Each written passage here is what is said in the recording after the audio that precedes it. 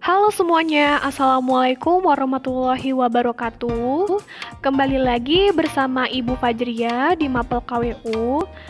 Hari ini kita akan belajar tentang pemasaran dan evaluasi produk kerajinan. Jadi Ibu gabung materinya biar singkat. Oke, kita mulai dulu ya dari strategi pemasaran. Nah, pada awal kita melakukan strategi pemasaran, kita itu harus melakukan analisis SWOT, analisis SWOT. Mungkin belum pernah dengar ya anak-anak. Nah, analisis SWOT ini dilakukan untuk memaksimalkan usaha dari yang kita miliki. Nah, SWOT itu apa sih? S itu strength atau kekuatan. Jadi, itu mencakup tentang keunggulan dari usaha kita, kemampuan kita, sumber daya, intinya itu berkaitan dengan internal usaha. Yang kedua yaitu W atau weakness, merupakan kelemahan. Nah, itu juga tentang faktor internal yang ada di dalam usaha kita yang bisa menjadi batu sandungan nih. Kita harus analisis. Yang ketiga yaitu O atau opportunities, artinya itu peluang.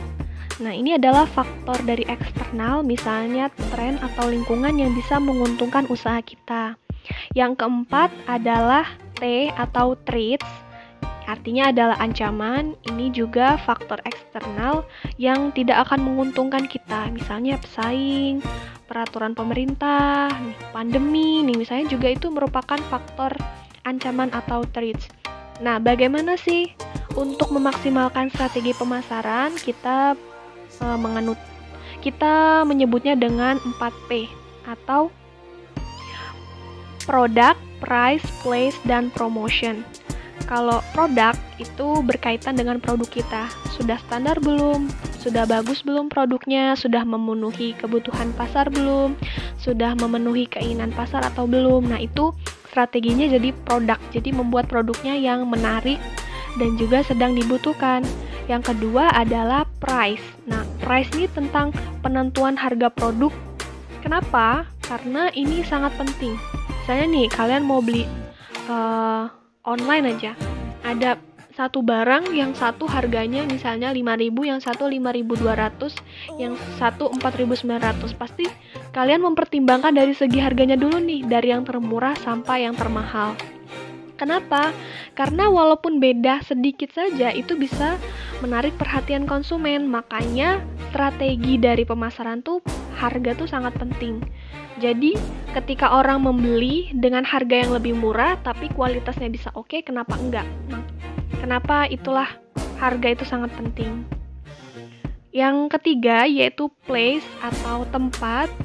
Nah, ini terkait dengan lokasi pemilihan usaha yang strategis. Ini salah satu faktor yang mempengaruhi kesuksesan dari pemasaran suatu usaha juga. Nah, untuk memilih tempat yang strategis itu misalnya mudah dijangkau konsumen, dekat dengan sumber daya yang kita butuhkan untuk memproduksi barang. Walaupun kita sekarang tidak terpatok pada lokasi offline ya, online juga penting tuh, memilih e-commerce yang baik, memilih media sosial yang baik untuk berpromosi, itu juga hal yang penting loh.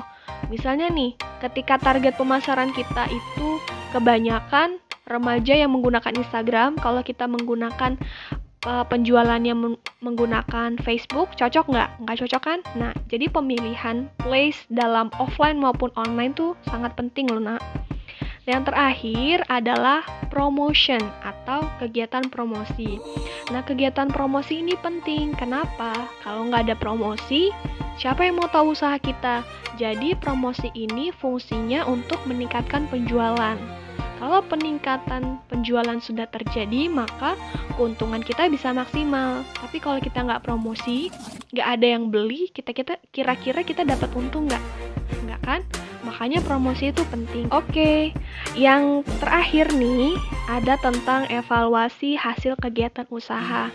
Nah, evaluasi ini apa, Bu? Evaluasi itu proses peninjauan dari usaha kita supaya mengetahui faktor-faktor dari detail setiap usaha kita. Ini penting, nak, supaya kita tahu nih apa yang harus ditingkatkan, apa yang harus ditinggalkan. Itu kita bisa lihat dari evaluasi usaha. baik dari segi manajemen maupun keuangan. Nah, dari manajemen ini terkait dengan produk kita sudah bagus nggak? Ada komentar dari pembeli nggak? Ada saran dari konsumen nggak? Nah, ini kita harus ditinjau dari situ. Nah, evaluasi keuangan juga penting nih. Bulan lalu kita dapat keuntungan berapa persen nih? Nah, untuk bulan depan bisa ditingkatkan atau bagaimana? Nah, itu dilakukan di proses evaluasi usaha. Jadi, evaluasi usaha ini penting supaya usahanya bisa dilihat hambatan maupun peluang yang dapat terjadi. Oke, hari ini sampai di sini dulu. Jangan lupa like, komen, dan juga subscribe channel Ibu ya. Jika ada pertanyaan, boleh komen di kolom komentar. Sampai bertemu di pertemuan selanjutnya. Wassalamualaikum warahmatullahi wabarakatuh.